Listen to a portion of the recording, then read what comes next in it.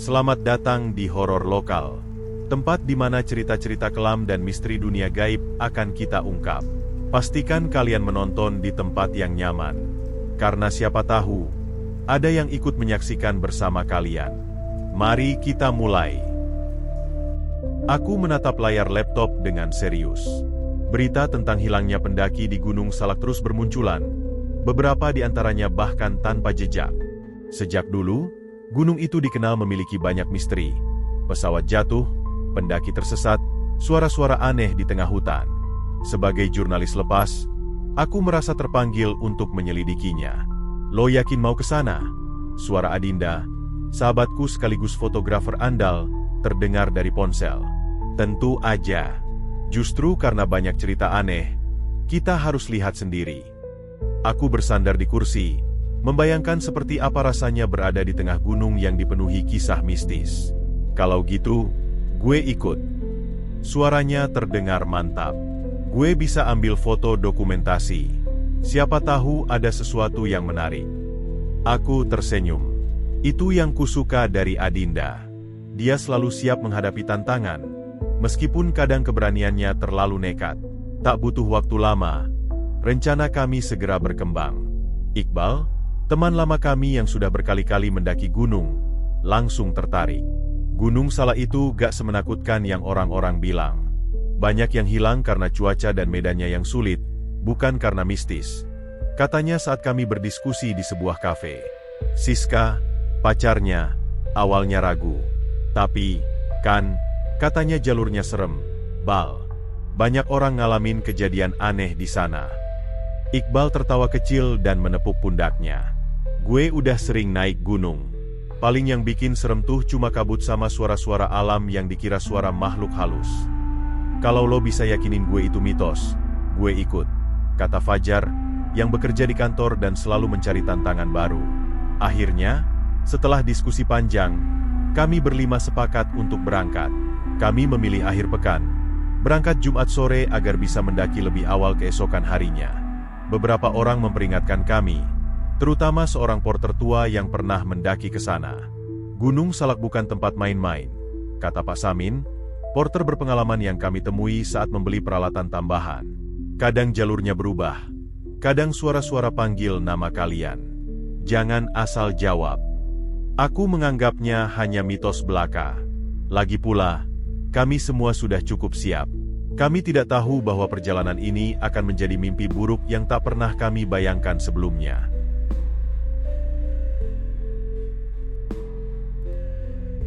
Matahari sudah mulai meredup ketika kami berlima tiba di base camp Gunung Salak. Udara di sekitar terasa lembab, khas daerah pegunungan yang sering diselimuti kabut. Beberapa pendaki lain terlihat sedang berkemas, sementara yang lain tampak bersantai di warung kecil dekat pintu masuk jalur pendakian. Namun, suasana di sini terasa berbeda dari gunung-gunung lain yang pernah kudaki. Biasanya, base camp dipenuhi suara riuh pendaki yang bersiap atau bercanda dengan teman-temannya.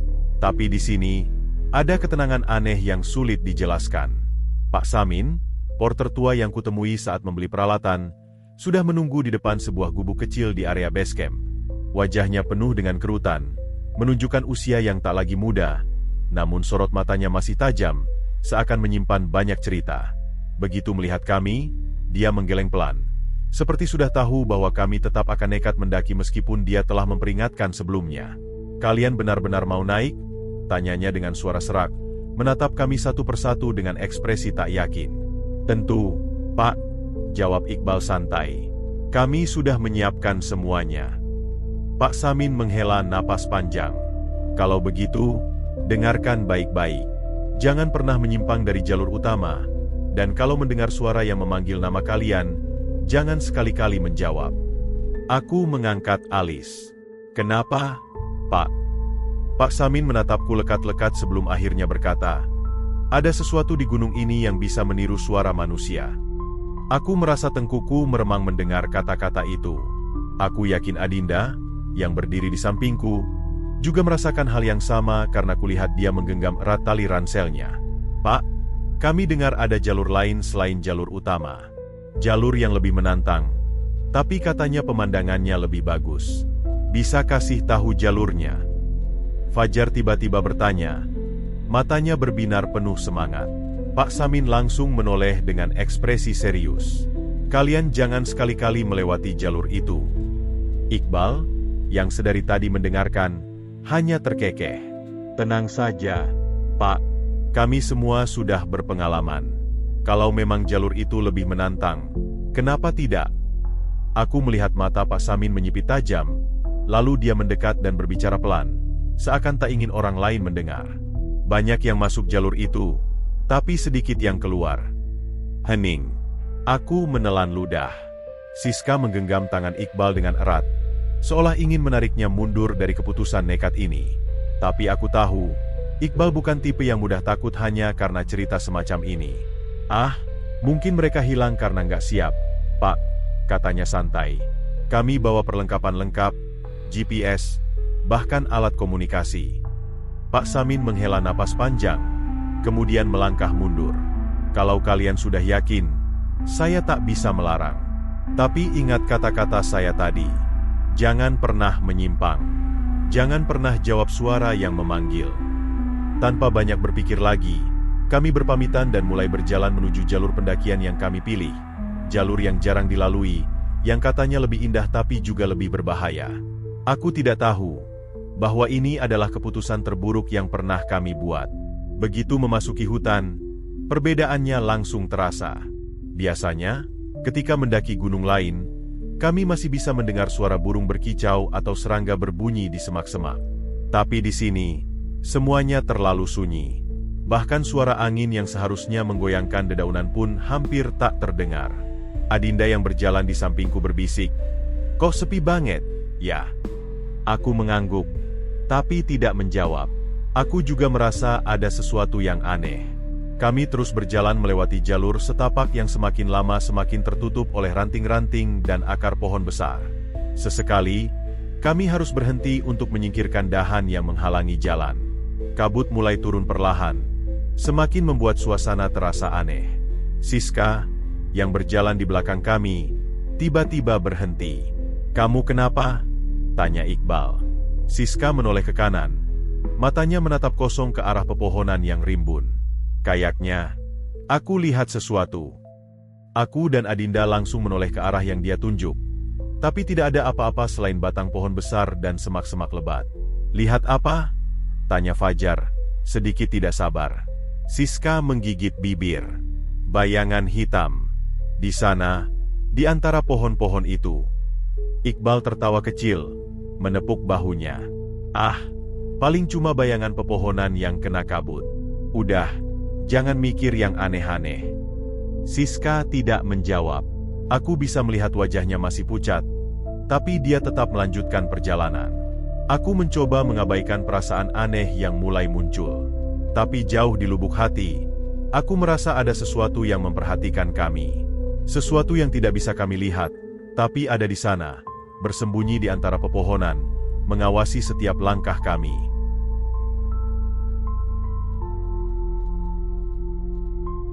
Langit sudah gelap saat kami akhirnya menemukan tempat yang cukup aman untuk mendirikan tenda.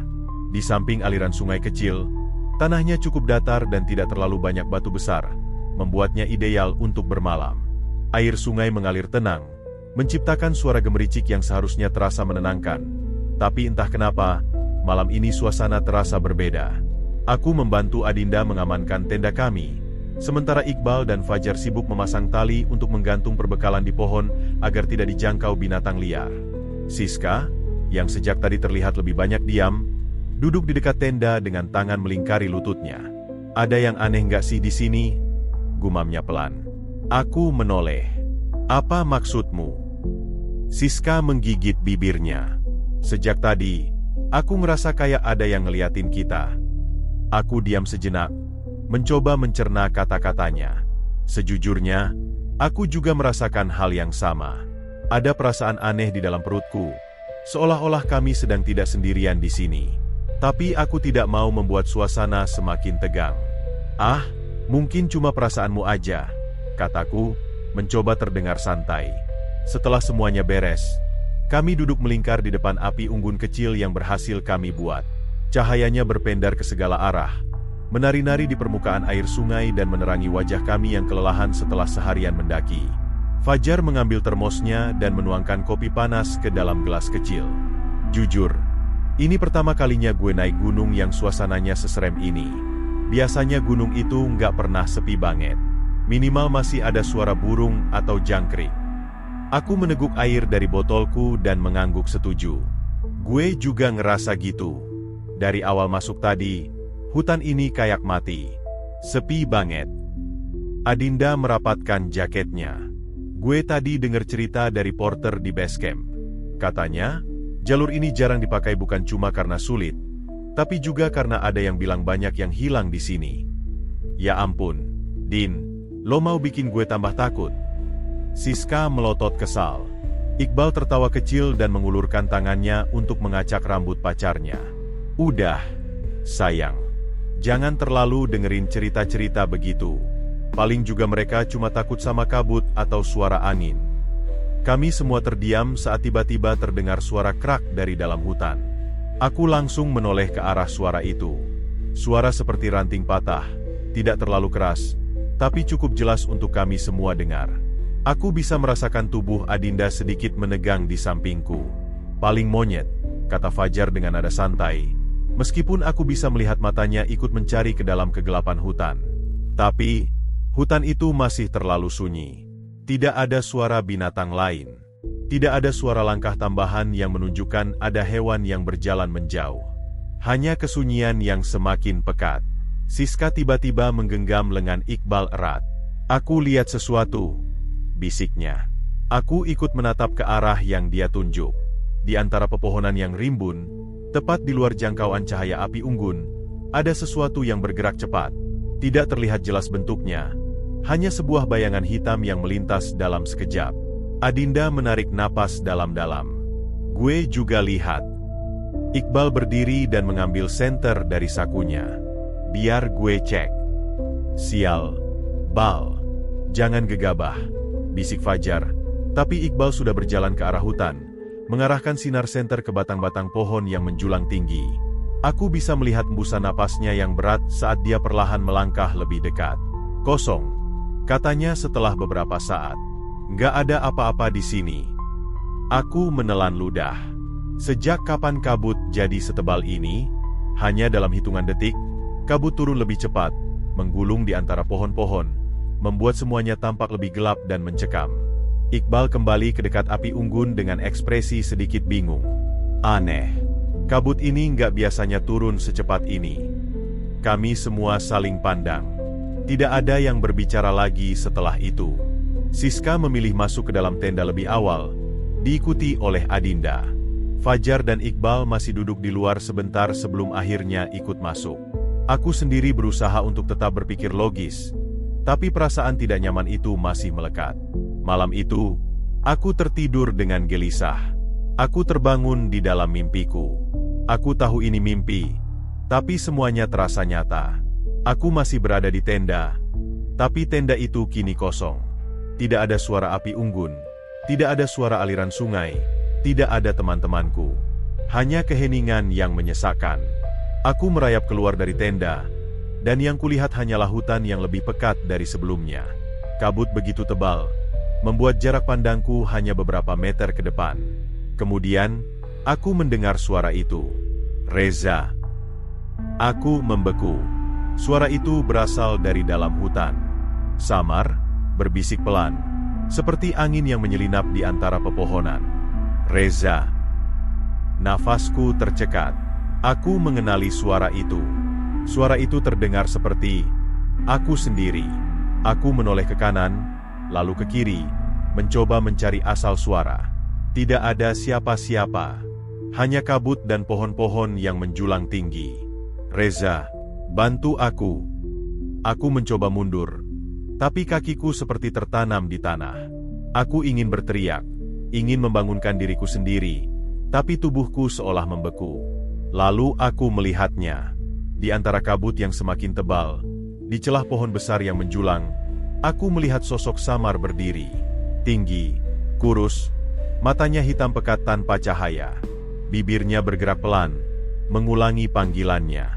Reza. Aku terbangun dengan napas tersengal.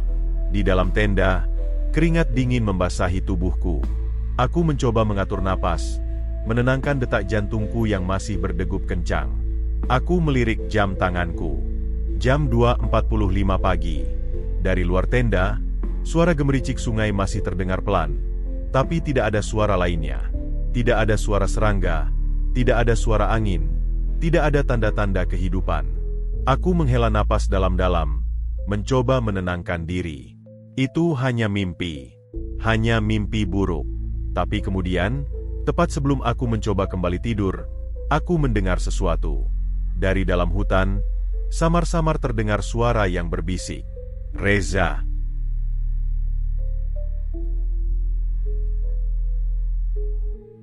Fajar adalah orang pertama yang bangun pagi itu. Aku bisa mendengar suara gemerisik saat dia keluar dari tenda, mungkin mencari udara segar atau sekadar meregangkan otot setelah tidur yang tidak nyaman. Aku sendiri masih merasa berat untuk membuka mata. Kepalaku terasa penuh dengan sisa mimpi buruk semalam.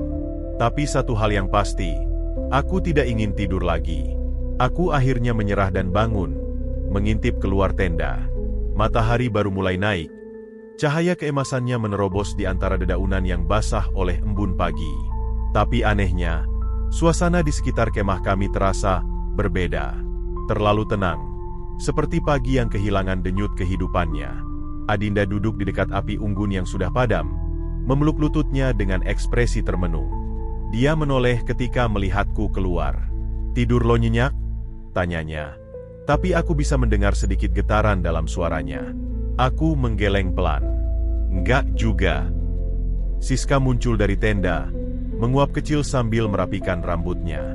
Iqbal dan Fajar sudah lebih dulu bersiap-siap, menyusun ulang barang-barang dan memastikan perbekalan kami cukup untuk perjalanan hari ini. "Kita lanjut, kan?" tanya Fajar, menyesap kopi panas dari termosnya. "Iya, tapi gue ngerasa ada yang aneh sama jalur ini," ujar Iqbal, melirik ke sekeliling dengan alis berkerut. Kami semua menoleh, menyadari sesuatu yang sama. Jalur yang kami lalui kemarin terlihat berbeda. Bukannya terbuka seperti jalan setapak yang sering dilewati, kini jalur itu dipenuhi dedaunan kering dan semak belukar seolah tidak ada yang pernah melintasinya selama bertahun-tahun. Pohon-pohon di sekitar pun terasa lebih besar dan lebih gelap dari yang aku ingat. Seperti hutan ini berubah dalam semalam. "Gue yakin kemarin kita lewat sini," gumam Adinda, mencoba mengingat. "Jangan bercanda, Din," sahut Siska, suaranya sedikit bergetar. "Kita nggak mungkin salah jalur secepat ini, kan?" Kami semua saling pandang. Tidak ada yang tahu harus berkata apa. Akhirnya, Iqbal menghela napas panjang. "Oke, kita tetap lanjut. Kalau kita terlalu banyak mikir, kita cuma bakal buang-buang waktu." Aku tidak terlalu yakin, tapi kami tidak punya pilihan lain. Kami berjalan lebih hati-hati dari sebelumnya. Suasana hutan semakin pekat, dengan pohon-pohon tinggi yang seakan membentuk lorong sempit. Cahaya matahari yang tadinya hangat kini terasa terhalang oleh rimbunnya dedaunan, membuat udara menjadi lebih lembab dan berat. Adinda, yang berjalan di belakangku, tiba-tiba berhenti. "Reza, lihat deh," bisiknya. Aku menoleh dan mengikuti arah pandangannya. Di semak-semak sebelah kanan, ada sesuatu yang berkilauan tertimpa sinar matahari. Aku berjongkok dan mengulurkan tangan, menariknya keluar. Sebuah pisau kecil. Aku membolak-balik benda itu di tanganku. Pisau itu sudah berkarat, gagangnya terlihat lapuk, seolah telah tertinggal di sini selama bertahun-tahun. "Nggak mungkin ini punya kita," gumamku. "Lihat ini," suara Adinda lagi, kali ini lebih serius. Dia menunjuk ke sesuatu di dekat akar pohon, sebuah ransel yang sudah sobek, kainnya kotor dan lembab seolah terpapar cuaca dalam waktu lama. Aku meraih ransel itu, mencoba membuka resletingnya, tetapi sudah macet karena karat. "Tuhan, ini punya siapa?" Suara Siska bergetar. Iqbal berjongkok di sampingku, mengamati barang-barang yang berserakan di sekitar. Ada potongan kain, sisa-sisa makanan yang sudah menjadi kerak, dan selembar foto. Aku mengambilnya dan mengusap bagian yang tertutup tanah. Di foto itu terlihat seorang pria muda, mengenakan jaket gunung dan berdiri di puncak dengan senyum bangga. Di baliknya, ada tulisan tangan yang mulai memudar. Pendakian terakhir, Gunung Salak, 1998. Kami semua terdiam. Pendaki yang hilang? Gumam Fajar akhirnya. Nada suaranya sulit ditebak. Jangan asal nebak. Iqbal mencoba tetap tenang. Bisa aja ini cuma barang yang ketinggalan. Tapi kami semua tahu, barang seperti ini seharusnya tidak tertinggal begitu saja di tengah hutan. Dalam keadaan seperti ini, kami melanjutkan perjalanan dengan perasaan yang lebih berat. Setiap langkah terasa lebih lambat, seolah-olah hutan ini semakin menekan kami. Lalu, kami bertemu dengannya. Di tengah jalur setapak yang mulai menanjak, di antara pepohonan yang semakin rapat, seorang pria berdiri. Sendirian. Dia mengenakan jaket gunung lusuh. Ransel kecil tersampir di punggungnya, dan wajahnya kosong. Tidak ada ekspresi sama sekali, hanya tatapan kosong yang lurus ke depan. Kami berhenti. Tidak ada yang tahu harus berkata apa. Aku akhirnya memberanikan diri untuk melangkah mendekat. Permisi, Bang sendirian? Tanyaku hati-hati. Tidak ada jawaban. Fajar mencoba mendekat juga. Bang, lo baik-baik aja? Perlu bantuan? Pria itu masih diam. Tidak berkedip, tidak bergerak, hanya berdiri seperti patung. Lalu, tiba-tiba, dia tersenyum. Bukan senyum ramah. Bukan senyum lega karena bertemu sesama pendaki. Senyumnya terlalu lebar, terlalu tidak wajar, seperti ada sesuatu yang salah. Aku merinding. Bang? Dia mengangkat tangannya perlahan, menunjuk ke suatu arah di dalam hutan. Aku menoleh mengikuti telunjuknya, tapi tidak ada apa-apa di sana selain pepohonan gelap dan kabut tipis. Ketika aku kembali menatapnya, dia sudah menghilang. Hilang begitu saja, tanpa suara langkah, tanpa jejak di tanah. Seolah dia tidak pernah ada di sana sejak awal. Adinda mencengkeram lenganku erat. Reza, kita harus keluar dari sini. Bisiknya, nyaris tidak terdengar. Aku tidak menjawab. Tapi untuk pertama kalinya dalam perjalanan ini, aku benar-benar merasa kami sedang dalam bahaya.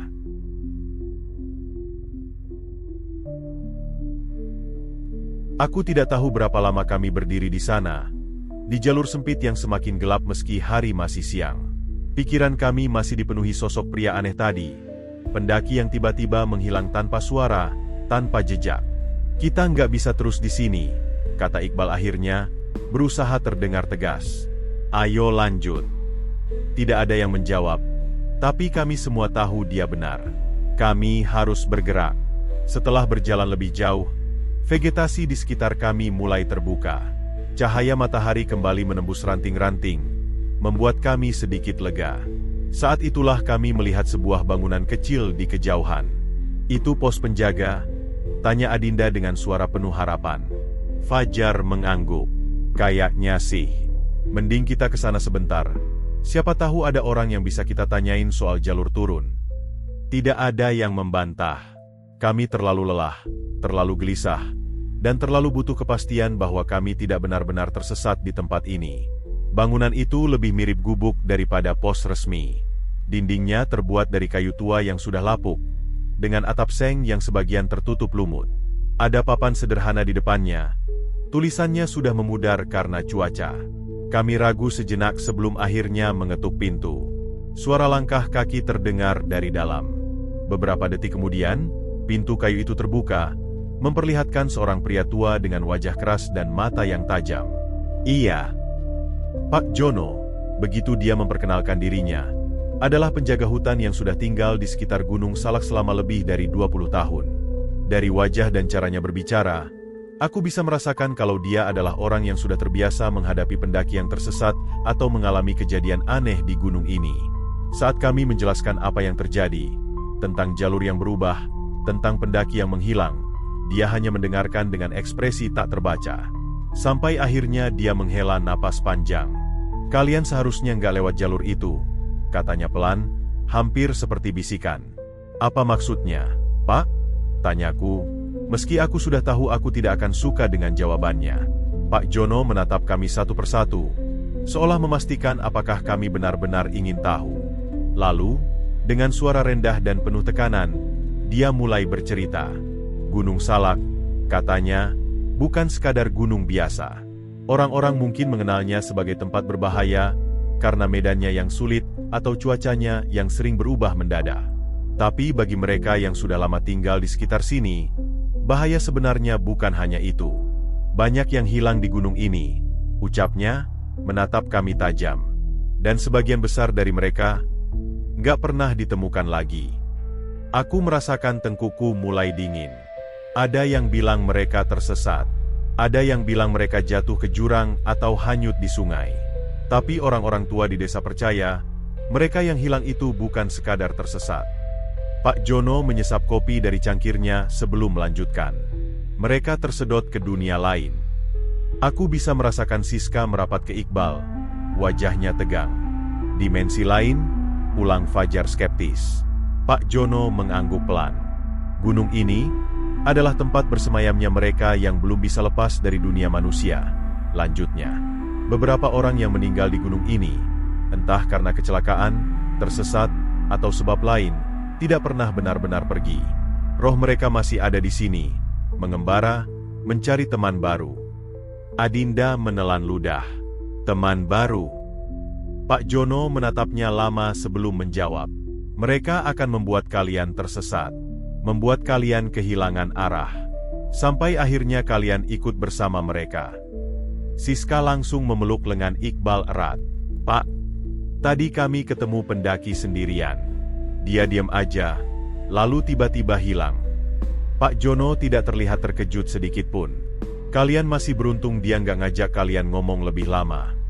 Aku merinding mendengar jawabannya. Pak Jono melanjutkan. Mereka yang sudah terjebak di dunia lain sering muncul seperti pendaki biasa. Tapi kalau kalian ngobrol terlalu lama atau mengikuti arah yang mereka tunjuk, kalian bisa ketarik ke sana juga. Tidak ada yang berbicara selama beberapa saat. Lalu, Iqbal tiba-tiba tertawa kecil. Pak, maaf ya, saya bukannya nggak sopan. Tapi ini kayaknya udah terlalu jauh, katanya. Kita cuma tersesat sebentar. Bukan karena ada roh yang ngajak ngobrol. Dan kalau banyak yang hilang, pasti ada penjelasan logisnya. Pak Jono menatapnya lama. Penjelasan logis. Ya. Iqbal mengangkat bahu. Mungkin mereka jatuh ke jurang atau terperosok ke goa yang belum ditemukan. Pak Jono tidak menjawab. Dia hanya tersenyum tipis. Senyum yang membuatku tidak nyaman. Terserah kau mau percaya atau tidak, katanya akhirnya. Tapi yang jelas, ada satu hal yang harus kalian ingat baik-baik. Kami semua menunggu. Jantung berdegup keras. Kalau kalian mulai merasa jalur kalian berubah, atau kalau kalian mendengar suara yang memanggil dari dalam hutan, jangan menoleh. Aku merinding. Iqbal menghela napas panjang. Okelah, Pak, terima kasih ceritanya. Tapi kami harus jalan lagi kalau mau turun sebelum malam. Pak Jono masih menatapnya, tapi akhirnya mengangguk. Kalau kalian ingin selamat, jangan berlama-lama di sini. Kami berpamitan, meski perasaanku masih dipenuhi kegelisahan. Saat kami melangkah pergi, aku mendengar Pak Jono berbisik pelan. Semoga kalian nggak terlambat. Aku menoleh. Pak Jono masih berdiri di depan gubuknya, menatap kami dengan mata yang seakan menyimpan sesuatu. Sesuatu yang tidak dia katakan.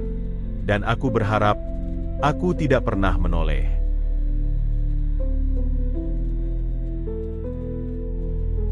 Kami melanjutkan perjalanan dengan perasaan tidak menentu. Kata-kata Pak Jono masih terngiang di kepalaku, tentang pendaki yang tersesat ke dunia lain, tentang suara-suara yang memanggil dari dalam hutan, dan terutama satu peringatannya yang paling mengganggu, jangan menoleh. Saat itu, aku tidak tahu apakah aku benar-benar percaya. Tapi yang jelas, perasaan tidak nyaman semakin kuat. Siska berjalan lebih dekat dengan Iqbal, sesekali menoleh ke belakang dengan gelisah. Adinda menggenggam kameranya erat-erat, sementara Fajar berjalan di depan kami, terlihat santai seperti biasa.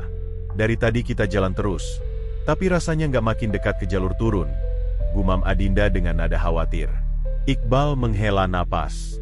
Santai aja, Din. Ini cuma perasaanmu. Kita nggak tersesat, kok. Aku ingin percaya kata-katanya, Tapi aku juga merasa ada yang salah. Jalur yang kami lewati memang terasa aneh. Pohon-pohon di sekitar tampak lebih besar dan lebih rapat, seolah kami masuk ke bagian hutan yang berbeda. Padahal, seharusnya ini masih jalur yang sama. Fajar tiba-tiba berhenti. Kalian dengar suara nggak? Kami semua diam, menajamkan telinga. Bahkan suara burung pun tidak ada. Tadi kayak ada suara langkah di belakang kita. Lanjut Fajar, mengerutkan dahi. Kayak ada yang ngikutin. Siska langsung menggenggam lengan Iqbal lebih erat. Aku nggak suka ini, bisiknya. Kita jalan aja terus, kataku cepat, berusaha menjaga suasana tetap tenang. Fajar mengangguk dan melangkah lagi, mendahului kami di jalur sempit itu. Lalu, semuanya terjadi begitu cepat. Fajar yang berada paling depan baru berjalan beberapa langkah ketika tiba-tiba, dia menghilang.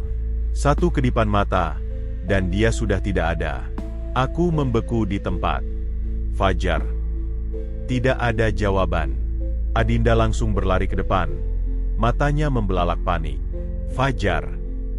Lo di mana? Iqbal menyusulnya, menatap ke tanah dengan ekspresi tidak percaya. Tidak ada jejak kaki. Tidak ada ranting yang patah. Tidak ada tanda-tanda kalau seseorang baru saja berjalan di situ. Fajar benar-benar lenyap. Siska mulai menangis. Kita harus cari dia. Kita nggak bisa ninggalin dia. Aku mencoba berpikir jernih. Oke. Dia mungkin terpleset atau salah ambil jalur. Kita coba pecah tim. Tidak.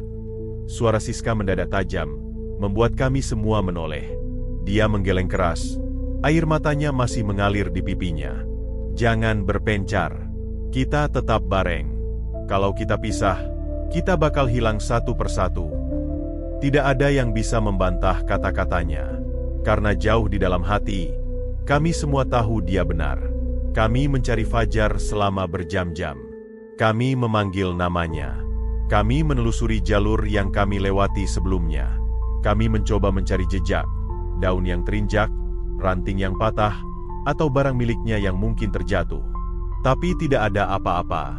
Seakan Fajar tidak pernah ada. Langit mulai gelap ketika akhirnya kami kembali ke tempat awal, ke jalur sempit di mana dia terakhir terlihat. Aku bisa melihat wajah putus asa di antara kami. Lalu sekarang gimana? Bisik Adinda. Tidak ada yang menjawab. Siska masih menggenggam tangan Iqbal erat. Bibirnya bergetar. Kita nggak boleh tinggal di sini. Kita harus cari tempat buat bermalam. Tidak ada pilihan lain. Kami mendirikan tenda di tanah datar yang sedikit terbuka, tidak jauh dari tempat Fajar menghilang. Tidak ada yang berbicara banyak. Kami semua terlalu lelah, terlalu takut. Saat malam semakin pekat, suara-suara mulai terdengar. Awalnya samar, seperti desir angin di antara dedaunan. Lalu semakin jelas. Suara langkah kaki. Kami semua membeku. Langkah kaki itu terdengar di sekitar tenda, bergerak perlahan, berputar-putar. Lalu, suara itu berhenti. Keheningan menyelimuti kami selama beberapa detik sebelum sesuatu yang lebih buruk terjadi. Reza. Aku menegang. Itu suara Fajar. Tapi, tidak seperti suara Fajar yang biasa. Suara itu terdengar datar, hampa, seperti gema yang datang dari tempat yang sangat jauh. Aku menoleh ke yang lain. Wajah Adinda pucat pasi. Siska mencengkeram lengan Iqbal. Air matanya mengalir deras. Suara itu kembali. Reza, tolong. Hatiku berdegup kencang. Aku ingin keluar dari tenda. Aku ingin melihat apakah itu benar-benar Fajar. Tapi sebelum aku sempat bergerak, Siska menggenggam lenganku dengan kuat. Matanya penuh ketakutan. Itu bukan Fajar, bisiknya. Aku ingin membantah, tapi entah kenapa, sesuatu dalam hatiku mengatakan dia benar. Suara itu terdengar lagi, kali ini lebih dekat. Reza, kenapa kalian ninggalin aku? Tenggorokanku terasa kering. Aku memejamkan mata, berusaha mengabaikan suara itu. Lalu, sesuatu bergerak di luar tenda. Bayangan samar melintas di antara cahaya bulan. Aku tidak bisa melihatnya dengan jelas, Tapi aku tahu, sesuatu sedang berdiri di sana, mengawasi kami. Dan suara itu, suara yang menyerupai fajar, kembali berbicara. Aku di sini. Ayo keluar. Tanganku mengepal erat. Aku bisa merasakan tubuhku gemetar. Kami semua diam. Tidak ada yang berani bergerak. Lalu, tanpa peringatan, suara itu berubah. Dari yang awalnya lirih dan merintih, menjadi sesuatu yang mengerikan. Keluar. Suara itu melengking, menggema di antara pepohonan, membuat jantungku hampir berhenti. Tiba-tiba, tenda kami berguncang hebat, seperti ada sesuatu yang menariknya dari luar. Siska menjerit. Adinda menutup mulutnya agar tidak ikut berteriak. Aku ingin melakukan sesuatu, apapun, tapi tubuhku membeku. Guncangan itu berhenti tiba-tiba. Aku bisa mendengar napasku sendiri, cepat dan terputus-putus. Tidak ada suara lagi. Setelah beberapa saat, aku memberanikan diri mengintip melalui celah kecil di tenda. Tidak ada siapa-siapa di luar. Tapi tanah di sekitar tenda terlihat berbeda. Ada jejak kaki. Jejak kaki yang mengelilingi tenda kami berkali-kali, seperti sesuatu yang berjalan di sana sepanjang malam. Kami tidak tidur malam itu. Dan dalam hati, aku tahu satu hal yang pasti. Fajar telah hilang. Dan mungkin, dia tidak akan pernah kembali.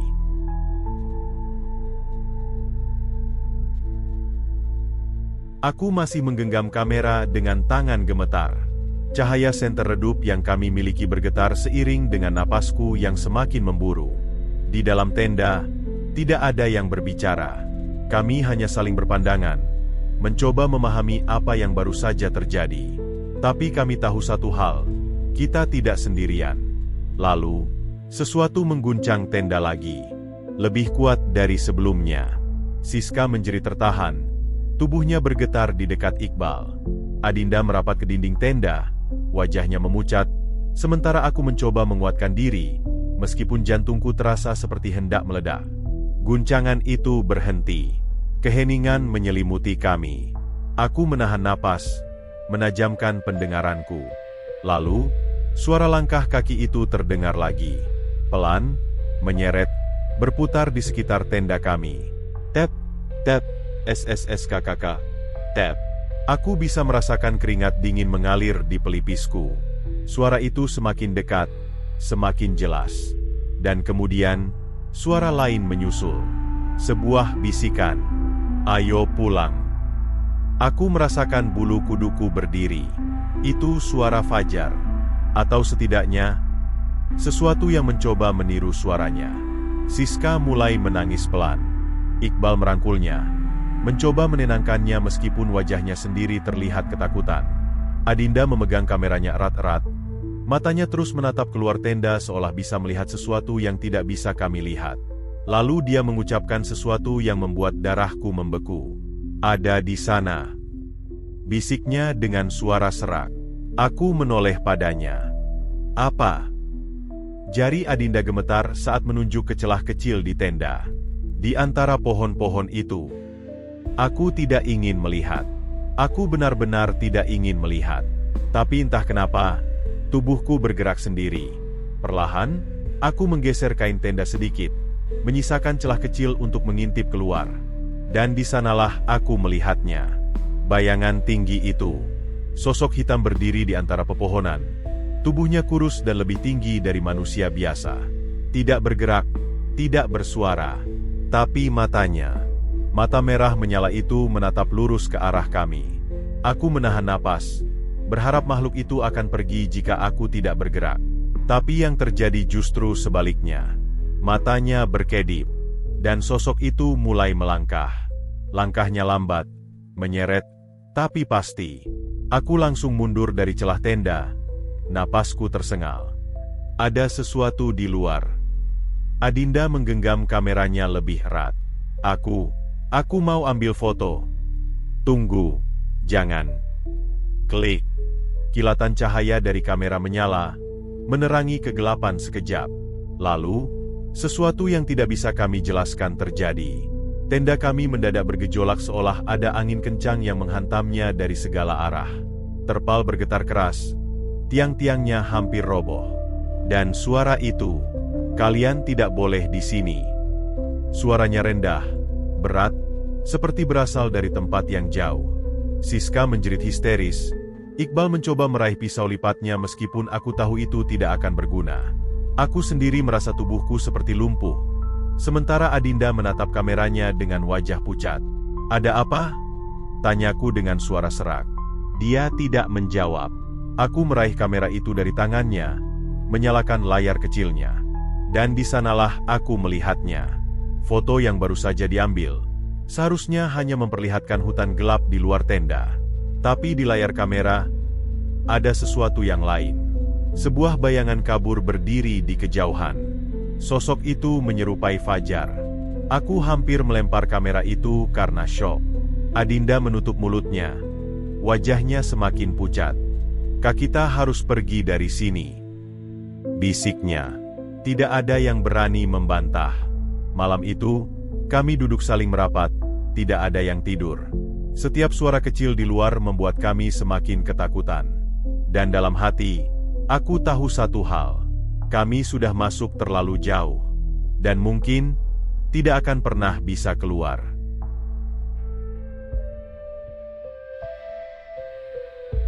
Pagi datang dengan langit yang tampak lebih suram dari biasanya. Kabut tebal menyelimuti hutan, membuat pandangan hanya terbatas beberapa meter ke depan. Udara terasa lebih dingin, lebih berat, seolah gunung ini sendiri tidak ingin kami pergi. Kami berlima datang bersama. Tapi sekarang, kami hanya berempat. Aku duduk di dekat pintu tenda, menatap lurus ke depan tanpa benar-benar melihat apapun. Malam yang baru saja berlalu masih terus berputar di kepalaku. Suara bisikan, bayangan tinggi bermata merah, dan gambar di kamera yang menampilkan sosok menyerupai Fajar. Aku tahu, kami tidak bisa bertahan di sini lebih lama. "Kita harus turun sekarang juga," kataku. Suaraku terdengar lebih tenang dari yang aku rasakan.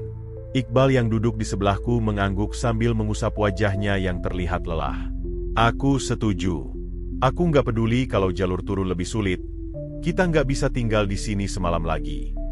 Siska, yang sejak tadi hanya diam dengan wajah pucat, akhirnya berbicara, suaranya lirih, hampir tak terdengar. "Tapi, kita bisa keluar dari sini, kan?" Tidak ada yang menjawab. Adinda berdiri, mengemasi barang-barangnya dengan gerakan tergesa-gesa. "Aku nggak mau tahu. Yang jelas aku nggak akan tinggal di sini lebih lama." Dalam waktu kurang dari 10 menit, kami sudah berkemas. Tidak ada yang sarapan, tidak ada yang berbicara. Kami hanya ingin turun secepat mungkin. Kami mulai menapaki jalur turun dengan langkah tergesa, berharap bisa keluar dari gunung ini sebelum malam tiba. Namun, sesuatu terasa berbeda.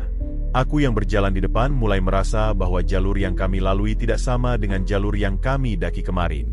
Harusnya jalur ini lebih landai, tapi sekarang justru semakin menanjak.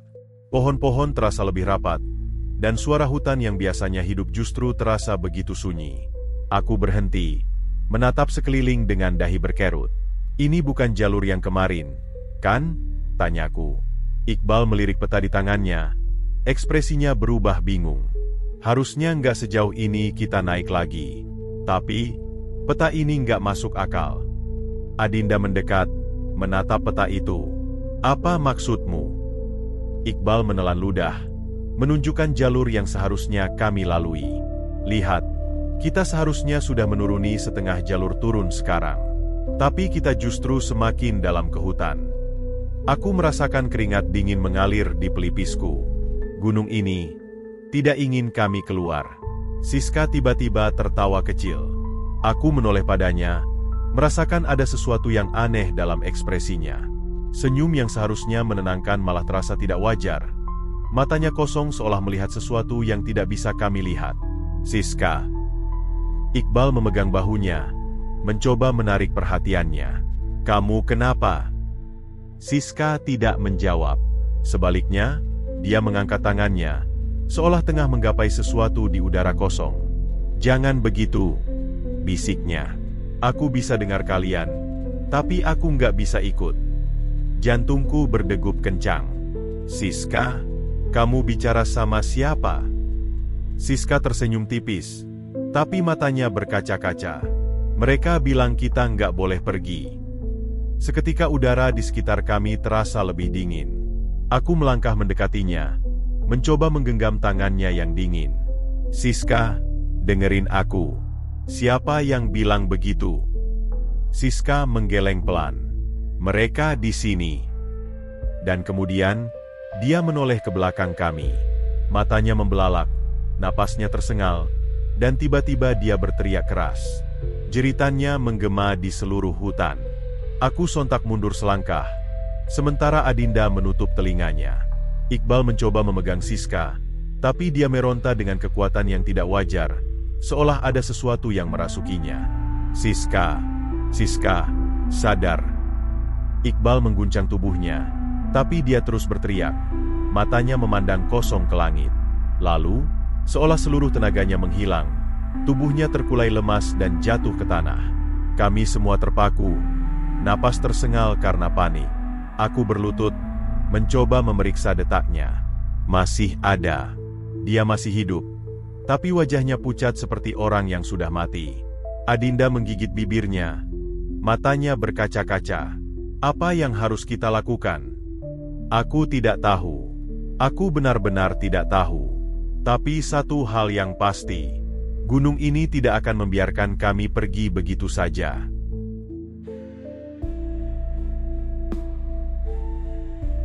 Langkah-langkah kami semakin tergesa, hampir seperti berlari. Siska masih pingsan dalam gendongan Iqbal, sementara aku dan Adinda berjalan di depan, mencoba mencari jalur keluar dari hutan yang terasa semakin aneh. Aku melirik layar GPS di tanganku. Titik koordinat kami masih menunjukkan bahwa kami berada di jalur yang seharusnya benar, tetapi aku yakin, tempat ini sudah berubah. Hutan di sekitar kami kini tampak berbeda. Pohon-pohon yang sebelumnya tegak kini tampak melengkung dengan cara yang mustahil, seolah-olah batangnya dipelintir oleh kekuatan yang tak terlihat. Daun-daunnya lebih gelap, hampir hitam, dan udara semakin berat seperti dikelilingi kabut tebal yang tak kunjung sirna. Ini bukan jalur yang kita lewati sebelumnya, gumam Adinda dengan suara gemetar. Aku berhenti dan menatapnya. Apa maksudmu? Adinda mengangkat kameranya, memperlihatkan foto-foto yang baru saja diambilnya. Aku melihat layar LCD dengan napas tertahan. Foto pertama menampilkan jalur setapak yang kami lalui beberapa menit lalu. Namun, di foto itu, jalannya lurus seperti biasa. Foto kedua, jalurnya berubah. Tidak lagi lurus, tetapi bercabang-cabang seperti akar yang menjalar ke berbagai arah. Foto ketiga, tidak ada jalur sama sekali. Aku merasakan dingin merayap ke tulang belakangku. Bagaimana bisa jalur berubah hanya dalam hitungan detik? Apa kita masih ada di tempat yang sama? Suara Iqbal bergetar, menahan panik yang mulai menguasainya. Aku menelan ludah, menoleh ke belakang. Tidak ada yang berubah secara drastis dengan mata telanjang. Tapi aku bisa merasakan sesuatu yang berbeda. GPS masih menunjukkan kita ada di jalur yang benar, kataku pelan, meski aku sendiri tidak yakin dengan kata-kataku. Iqbal menggeleng. Matanya liar menatap sekeliling. Ini nggak masuk akal. Kita tersesat atau... Sebelum dia bisa menyelesaikan kalimatnya, kami semua mendengar suara itu. Reza. Aku membeku. Itu suara Fajar. Terdengar jelas, lebih dekat dari sebelumnya. Aku menoleh ke arah suara, tapi yang terlihat hanya pepohonan yang diam membisu. Reza, tolong aku. Suara itu terdengar lemah, seperti seseorang yang kehabisan tenaga, tetapi anehnya, bergema. Adinda meremas lenganku. Kamu dengar? Aku mengangguk tanpa menjawab. Iqbal terlihat panik. Wajahnya pucat seperti kertas. Itu bukan Fajar. Itu bukan dia. Aku menatapnya, ingin bertanya kenapa dia begitu yakin. Tapi sebelum aku sempat membuka mulut, aku melihatnya. Di antara pepohonan, samar-samar di balik kabut, ada sosok yang berdiri. Tinggi, kurus, dan mengenakan pakaian yang sangat mirip dengan pakaian yang dikenakan Fajar saat terakhir kali kami melihatnya. Aku ingin berteriak, ingin mengatakan sesuatu, tetapi tubuhku terasa terkunci. Sosok itu perlahan melangkah maju. Wajahnya tertutup bayangan, tapi matanya tidak. putih, tanpa pupil. Aku tidak bisa bernapas. Itu bukan Fajar. Iqbal berteriak tiba-tiba. Seketika, sosok itu menghilang. Bukan mundur, bukan bergerak, tapi benar-benar menghilang dalam sekejap mata. Adinda menutup mulutnya dengan tangan. Suaranya tercekat. Aku merasakan kakiku lemas. Sesuatu yang sangat salah sedang terjadi. Kami bukan hanya tersesat. Kami sedang ditahan di sini. Gunung ini tidak akan membiarkan kami pergi dengan mudah.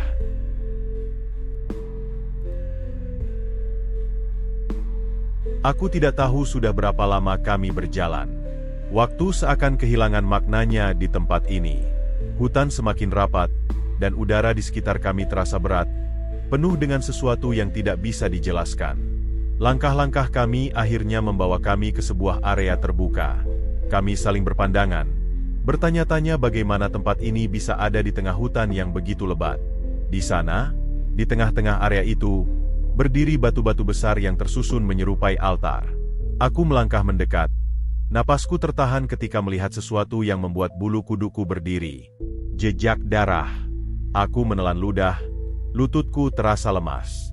Ada noda merah gelap mengering di permukaan batu, mengalir hingga ke tanah. Seperti ada sesuatu, atau seseorang, yang pernah dikorbankan di sini. Apa ini?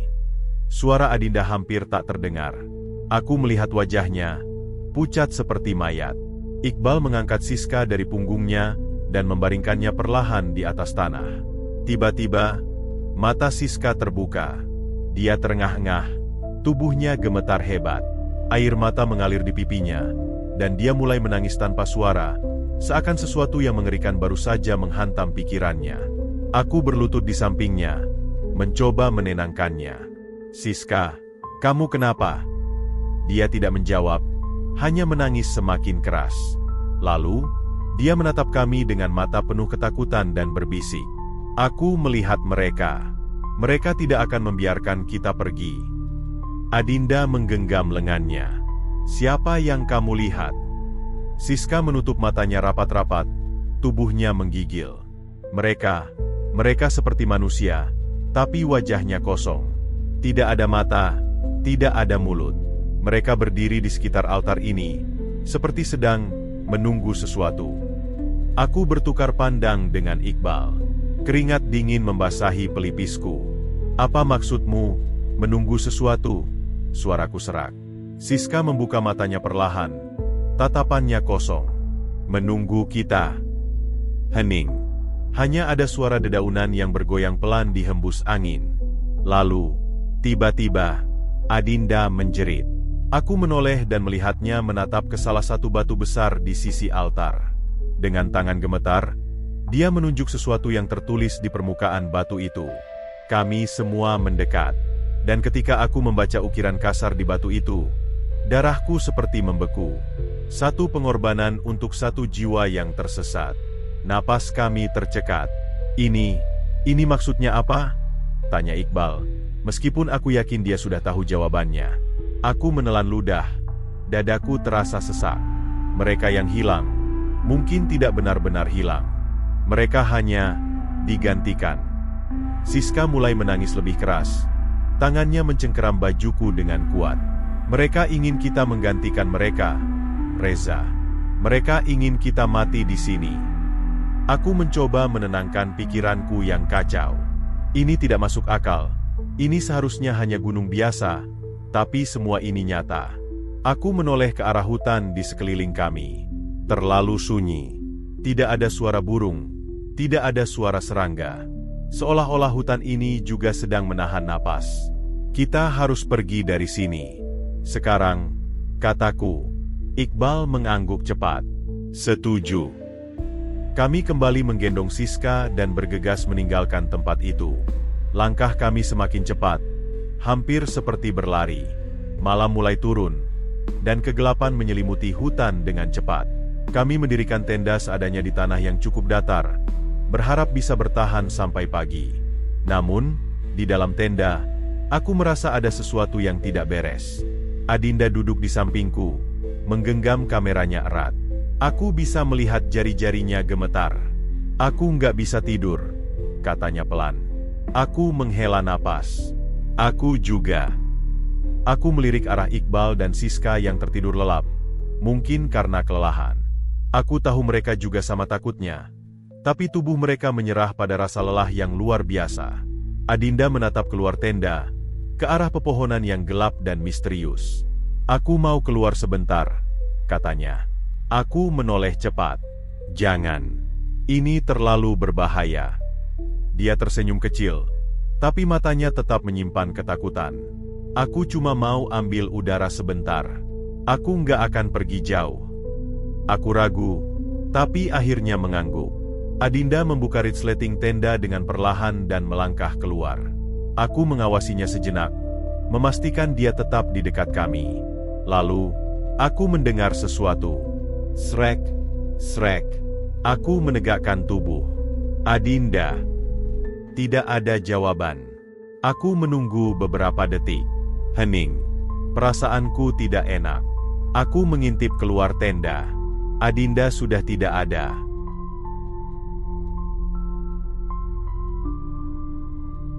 Aku berlari secepat yang aku bisa, terengah-engah, berusaha menembus kegelapan hutan yang seakan menelanku hidup-hidup. Di belakangku, aku bisa mendengar Iqbal dan Siska mengikuti. Napas mereka tersengal, tubuh mereka sama lelahnya denganku. Tapi kami tidak bisa berhenti. Adinda hilang. Aku mencoba meneriakkan namanya, tapi hanya gemas suara kami sendiri yang kembali. Hutan ini sudah tidak terasa nyata. Udara dingin seperti mencengkeram tubuh kami, membuat bulu kuduk berdiri. Lalu kami menemukannya. Di tanah, tergeletak pakaian Adinda. Sobek, berlumuran darah. Aku merasakan dadaku sesak. Siska menutup mulutnya, menangis tanpa suara. Iqbal hanya berdiri mematung. Wajahnya pucat pasi. Tidak ada jejak Adinda. Hanya kameranya yang tergeletak di samping pakaian itu. Tanganku gemetar saat mengambilnya. Lalu kupeluk erat di dadaku. Aku tidak sanggup membuka isinya sekarang. Aku tahu apapun yang ada di dalamnya tidak akan memberiku jawaban yang ingin ku dengar. Tiba-tiba, dari kejauhan, samar-samar kami mendengar sesuatu. Langkah kaki. Aku menoleh cepat, dan di antara kabut tebal, aku bisa melihat sesosok pria tua berjalan ke arah kami. Pak Samin, kalian harus pergi. Sekarang. Aku hampir menangis melihatnya. Tanpa berpikir panjang, kami mengikuti langkahnya, membiarkan pria tua itu menuntun kami melalui jalur yang seharusnya tidak ada. Seakan-akan dia membuka jalan di tengah hutan yang sudah berusaha menelan kami. Lalu, tiba-tiba, kami sudah berada di luar. Kami menoleh ke belakang, dan yang ada hanyalah jalur setapak biasa yang mengarah ke dalam hutan, bukan kegelapan yang tadi menjebak kami. Aku melihat Pak Samin, ingin bertanya apa yang sebenarnya terjadi, ingin tahu bagaimana dia bisa menemukan kami. Tapi sebelum aku bisa mengucapkan sepatah kata pun, pria itu hanya menggeleng pelan dan berbisik, "Kalian beruntung bisa keluar, tapi jangan pernah kembali." Lalu, dia pergi, meninggalkan kami yang masih terpaku dalam ketakutan dan kebingungan. Seminggu kemudian, aku duduk di apartemen kecilku, menatap kamera Adinda yang masih ada di tanganku. Aku belum menyentuhnya sejak kami turun dari gunung. Aku menyalakan kamera itu. Layarnya menyala, menunjukkan ratusan foto yang diambil Adinda selama perjalanan kami. Aku menelusuri satu persatu, foto base camp, jalur pendakian, pemandangan hutan yang indah, dan kemudian mulai berubah. Foto-foto mulai terlihat aneh. Bayangan hitam di sela pepohonan. Kabut yang terlalu tebal. Cahaya mata merah yang tidak seharusnya ada di antara kegelapan. Lalu, aku sampai di foto terakhir. Tanganku gemetar saat aku melihatnya. Itu foto kami bertiga. Kami sedang tidur di dalam tenda. Tapi ada satu hal yang tidak masuk akal. Siapa yang mengambil foto ini? Dan lebih buruknya lagi, di belakang kami, berdiri sosok yang tinggi dan kurus. Matanya kosong. Wajahnya tidak memiliki bentuk yang jelas. Dan tangannya hampir menyentuh bahu Iqbal. Aku membanting kamera itu. Napasku memburu. Sesuatu masih mengikuti kami. Lalu, ponselku berbunyi. Aku hampir tidak ingin melihat siapa yang menelepon, tetapi akhirnya aku meraihnya. Nama yang tertera di layar membuat darahku berhenti mengalir. Adinda. Layar ponsel terus bergetar. Nama itu muncul jelas di depanku. Tanganku gemetar saat mengangkatnya. Adinda? Suaraku hampir tidak terdengar. Hening. Lalu, sebuah suara berbisik dari seberang. Aku sudah kembali. Seketika, lampu apartemenku berkedip. Udara di sekitarku menjadi lebih dingin. Aku menoleh ke arah jendela. Dan di sana, aku melihat sosok Adinda berdiri di balik kaca. Tersenyum. Tapi matanya kosong. Terima kasih sudah mendengarkan kisah ini. Ingat, tidak semua misteri harus dipecahkan, dan tidak semua yang hilang bisa kembali seperti semula. Hati-hati jika kalian berani menjelajah tempat-tempat yang penuh rahasia, karena sesuatu mungkin ikut kembali bersama kalian.